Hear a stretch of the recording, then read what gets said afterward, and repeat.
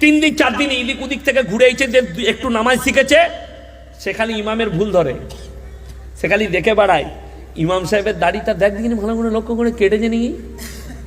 যদি একটু বোঝা যায় কাটা, বা ও চায়ের দোকানে সমালোচনা করে এর পেছনে নামাজ মানে দাড়ি কেটেছে, কিন্তু কোনোদিন বলতে পেরেছেন যে তোরা দাড়ি চেঁচে কি করে ইমামের পেছনে নামাজ পড়ছিস?